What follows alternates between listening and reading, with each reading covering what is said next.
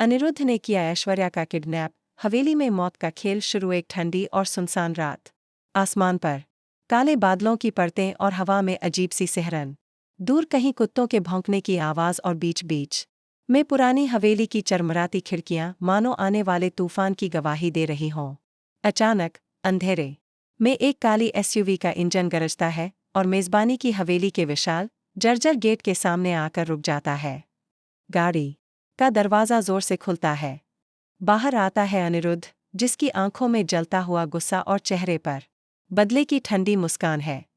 उसकी पकड़ में है ऐश्वर्या राय, जिसके हाथ कसकर बंधे हुए हैं। उसका चेहरा पीला, आंखों में डर की परछाई और होठों पर मजबूर चुप्पी। चल अंदर, अनिरुद्ध की कड़क आवाज़ अंधेरे में गूंजती है। वो ऐश्वर्या को घसीटते हुए हवेली के भारी दरवाजों के भीतर ले जाता है। दरवाजे की मोटी लकड़ी जब बंद होती है तो बाहर की हल्की चांदनी भी खत्म हो जाती है। अब सिर्फ अंधेरा, सन्नाटा और कदमों की आवाज़। यह हवेली, जो कभी महफिलों और रोशनी का घर हुआ करती थी, आज मौत के खेल का अखाड़ा बनने वाली है। और उस खेल का शिकार ऐश्वर्या। लेकिन सवाल उठता है, क्यों? क्या यह सिर्फ बदले की आग है, या फिर इसके पीछे कोई पुराना अनकहा सच छुपा है जो आज बाहर आने वाला है? शहर के दूसरे कोने में रात के इसी सन्नाटे में एक पुरानी जंग लगी टेलीफोन बूथ से एक कॉल डायल होती है। कॉल रिसीव करते हैं विक्रांत और उनके साथ बैठी है मन्नत। फोन के दूसरी तरफ एक कांपती हुई, लगभग टूटी सी आवाज आती है, ऐश्वर्या खतरे में है। अनिरुद्ध उसे मार देगा। अगर बचाना है तो अभी निकल पड़ो। और फिर लाइन कट जाती है। मन्नत के हाथ ठंडे पड़ जाते हैं। वो ऐश्वर्या, जो कुछ दिन पहले उसकी जान लेने पर तुली थी, झर मिलाकर सीढ़ियों से धक्का देकर यहाँ तक कि बिजली के तारों से मौत का जाल बुनकर, वही ऐश्वर्या आज मौत के मुंह में है। दिल में अजीब सी उलझन, दिमाग में सवालों का तूफान। लेकिन खून का रिश्ता शायद ऐसा ही होता है, जो नफरत की दीवारों के बीच भी प्यार की दरार ढूंढ लेता है। पिछले कुछ दिनों में कलर्स टीवी का सीरियल मन्नत इन दिनों अपने ड्रामे के शिखर पर है। कुछ दिन पहले तक ऐश्वर्या की हर चाल मन्नत को मिटाने के लिए थी। उसके हर कदम में धोखा, हर मुस्कान में जहर। लेकिन अचानक ऐश्वर्या का रवैया बदल गया। वो मन्नत के करीब आने लगी, उसकी फिक्र करने लगी। लोग कहते हैं ये बदलाव सच है, लेकिन अनिरुद्ध का मानना है ये भी उसका खेल है।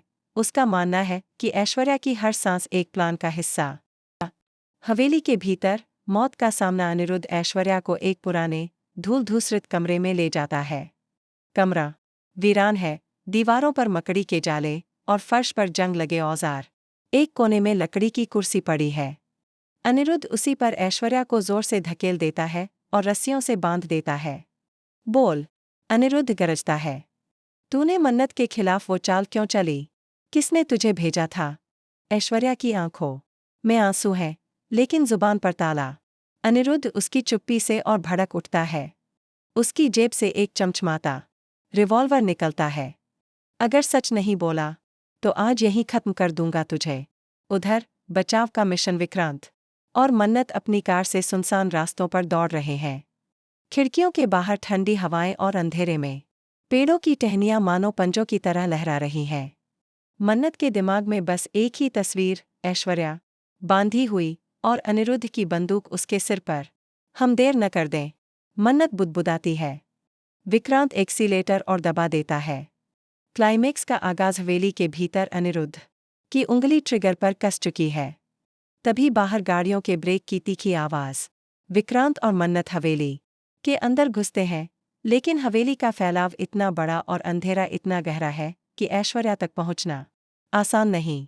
हर कदम पर अजीब सी सरसराहट, दूर से आती कदमों की गूंज और गलियारों में पुरानी चीखों का साया। अनजान खतरा। तीसरा खिलाड़ी। जैसे ही विक्रांत और मन्नत ऐश्वर्या के कमरे की ओर बढ़ते हैं, अचानक छाया से कोई तीसरा शख्स उभरता है। चेहरे पर नकाब, हाथ में लोहे की रॉड। उसका मकसद किसी को भी ऐश्वर्या तक पहुंचने से रोकना। यह तीसरा खिलाड़ी कौन है? क्या वो अनिरुद्ध का साथी है, या फिर ऐश्वर्या का अपना भेजा हुआ गुप्त रक्षक? सवालों का जवाब कोई नहीं जानता। संघर्ष। मौत के सेकंड पहले अनिरुद्ध अब ऐश्वर्या से महज कुछ कदम दूर है। उसकी आंखें पागलपन से चमक रही हैं। तेरा खेल खत्म, वह कहता है और ट्रिगर दबाने ही वाला होता है, तभी दरवाज़ा टूटने की आवाज़ मन्नत और विक्रांत कमरे में घुस आते हैं। रुको, मन्नत चिल्लाती। उसकी आवाज़ में इतनी ताकत है कि अनिरुद्ध का हाथ हवा में रुक जाता है। भावनाओं का टकराव, पापा, आप ऐसा कैसे कर सकते हैं? वो मेरी माँ है।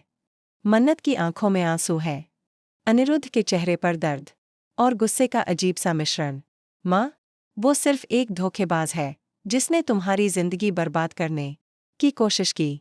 ऐश्वर्या चुप है, लेकिन उसकी आंखें मन्नत से कह रही हैं, मुझे बचा लो। अगला मोड़, खुलासा या छलावा।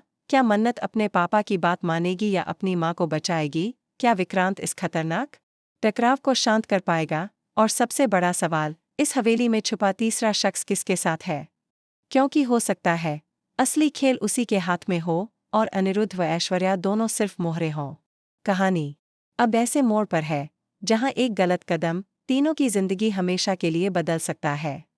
आने वाले एपिसोड में हवेली के तहखाने में छुपा राजा ऐश्वर्या की एक पुरानी डायरी, जिसमें दर्ज है मन्नत के असली जन्म के सच और वो फैसला जो मन्नत को अपने पापा और माँ में से एक को चुनने पर मजबूर करेगा। तो तैयार रहिए, क्योंकि मन्नत की कहानी में अब सच, झूठ, प्यार, नफरत और बदले का खेल अपने आखिरी पड़ाव पर पहुंचने वाला है।